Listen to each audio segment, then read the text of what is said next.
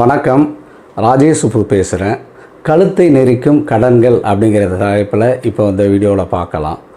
பொதுவாக பார்த்தீங்க அப்படின்னா நம்ம சேனலில் நம்மளுடைய நண்பர்கள் எல்லாருமே இந்த கமெண்ட் செக்ஷனில் என்ன போடுறீங்க அப்படின்னா, எனக்கு நிறையா கடன் இருக்குது அப்படிங்கிறத பற்றி சொல்கிறீங்க. ஒவ்வொருத்தரும் 10 லட்சம் 20 லட்சம் கடன் இருக்குது, அதுக்கு வழி சொல்லுங்கள், அதுக்கு ஏதாவது பண்ணுங்கள் அப்படிங்கிற மாதிரியே நிறையா பேர் சொல்லிக்கிட்டே இருக்கிறீங்க.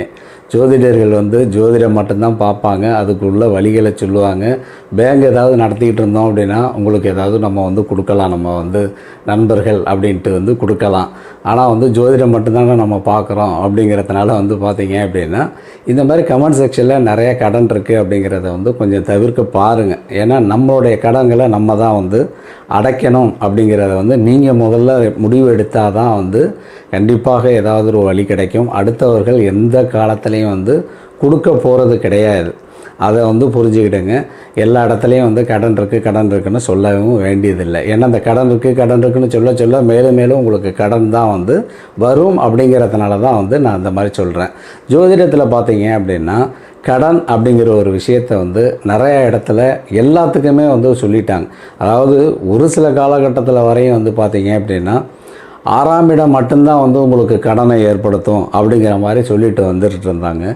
அதன் பிறகு பார்த்திங்கன்னா எந்த மறைவு ஸ்தானத்தோட வீட்டுக்கோட தசா நடந்தாலும், இல்லை அதனோட சேர்ந்து புத்தி நடந்தாலும், இல்லை அதனோட சேர்ந்து நடக்கிற தசா நடந்தாலும், அந்த அதிபதியோடு சேர்ந்து எந்த தசை நடந்தாலும் உங்களுக்கு கடன் அப்படிங்கிறது வந்துடும்.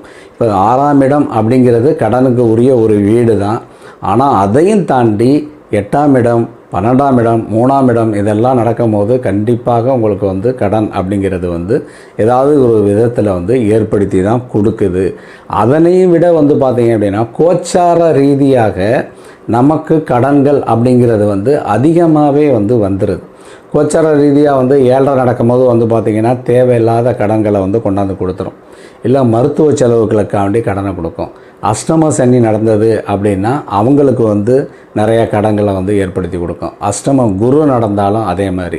ராகு கேதுக்கள் தவறான ஒரு இடத்துல இருந்தாலும் கடன்கள் அப்படிங்கிறது வந்துடும்.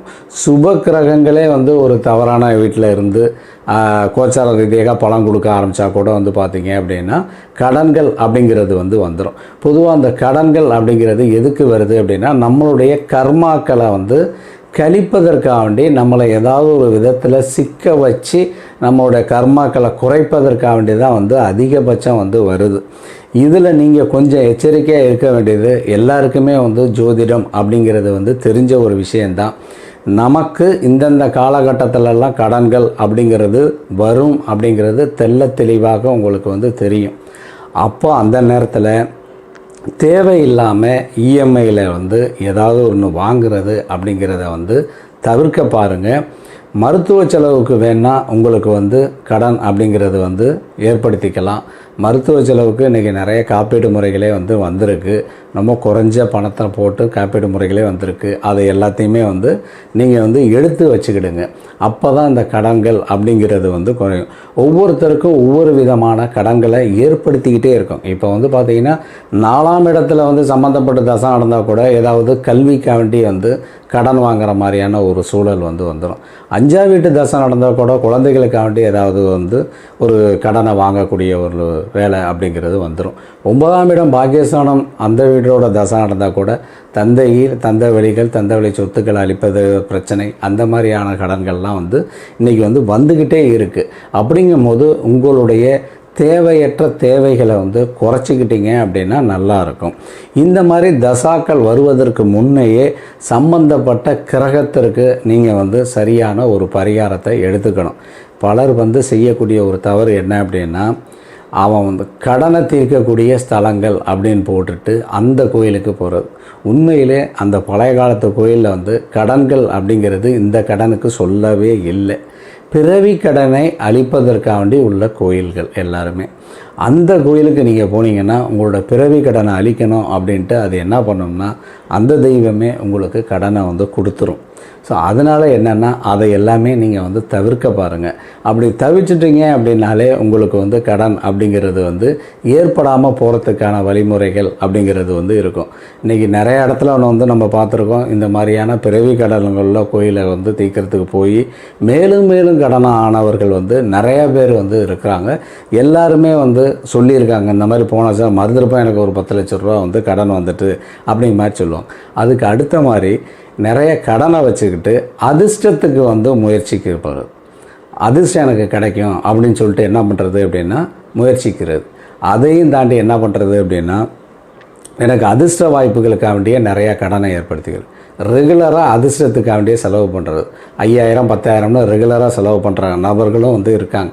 அந்த மாதிரி மாதத்துக்கு நீங்கள் செலவு பண்ணும்போது பார்த்தீங்க அப்படின்னா அதுவே ஒரு மிகப்பெரிய வந்து கடனாக வந்து உங்களை வந்து மாட்டி வச்சிடும். பொதுவாக அதிர்ஷ்டம் அப்படிங்கிறது வந்து மிக குறைவாக தான் வந்து வேலை செய்யுது.